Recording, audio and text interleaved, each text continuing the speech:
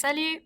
Une autre capsule maintenant pour les dents. Donc, parfois, on voudrait blanchir un tout petit peu les dents, on veut pas y aller trop fort.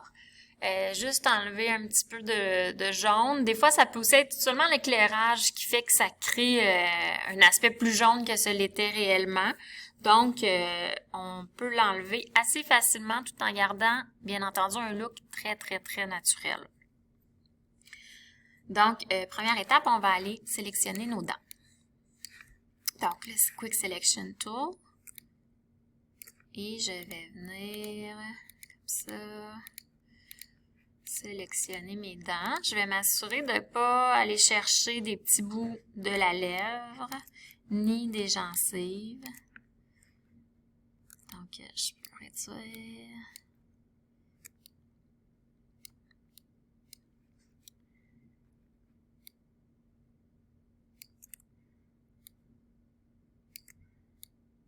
Donc, Shift, en fait, là, je suis à plus. Donc, quand je clique, ça ajoute des pixels à ma sélection. Si je veux en enlever, j'appuie sur Alt.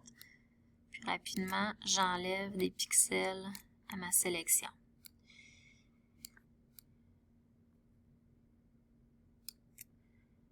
OK. Ça m'a l'air bon. Je vais aller dans Select and Mask parce que je veux quand même raffiner un peu plus ma sélection. Je vais aller dans cette partie-là, le raffinement, justement. Je vais aller ajouter un petit peu de lissage. OK, donc je vois que ça vient lisser un petit peu les bords de ma sélection. Ça, c'est bon. Je vais ajouter un petit feather 1.5. Mais je vais aussi aller ajouter un petit peu de contraste. OK, ça, c'est trop. OK.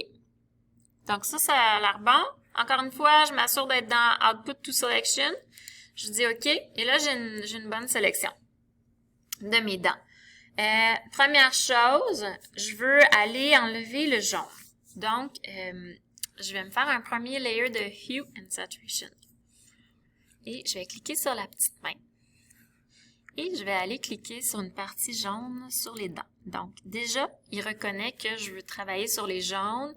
Et il a sélectionné cet endroit-là, là, donc ces pixels-là qui vont être bougés, qui vont être touchés. Et ce que je vais faire, en fait, c'est que je vais aller enlever de la saturation dans mon jaune. Je veux pas aller trop parce que je veux pas que mes dents deviennent grises, là. Donc,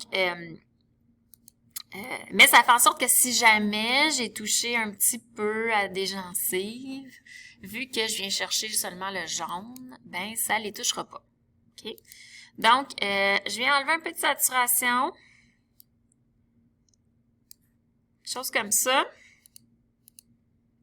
OK, donc remarquez comment je suis allée enlever pas mal tout ce que je voulais de jaune. Pas trop, hein? On veut pas que les dents deviennent grises. Ensuite, je vais me faire un deuxième layer. Je vais aller me chercher une courbe. Je vais copier encore une fois Alt. Je copie mon masque dans l'autre. Et avec la courbe, je ne change pas ma courbe, je vais juste aller le mettre en mode screen. Et là, c'est pas beau. C'est beaucoup, beaucoup, beaucoup trop blanc. OK? Si on se rappelle, le mode screen, c'est que ça comme double la luminosité de ce layer-là. Donc, je vais aller baisser beaucoup, beaucoup l'opacité. Chose comme à 20%, ça m'apparaît pas si mal. Je vais le laisser là pour l'instant, ça se peut que je le baisse un petit peu plus. Mais en doublant ça, on perd un peu de dimension, là. On perd un peu de contraste. Donc, on va aller se rajouter du contraste. Donc, je vais me chercher une deuxième courbe. Je copie encore une fois mon layer.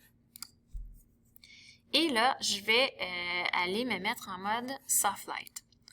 Donc, en mode Soft Light, vous voyez comment je viens rechercher un petit peu plus de contraste, mais encore une fois, c'est trop. Je vais baisser mon opacité. Encore une fois, à peu près à 20. Ou peut-être un petit peu plus. 30. OK, là, je travaille en zoom. Je vais dézoomer pour regarder ce que ça a l'air de manière plus globale. Donc, j'étais comme ça.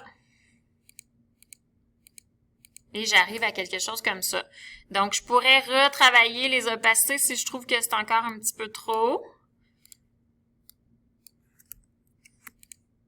Ou de manière globale, je pourrais toutes les prendre, les déposer dans un dossier que je vais rappeler dans.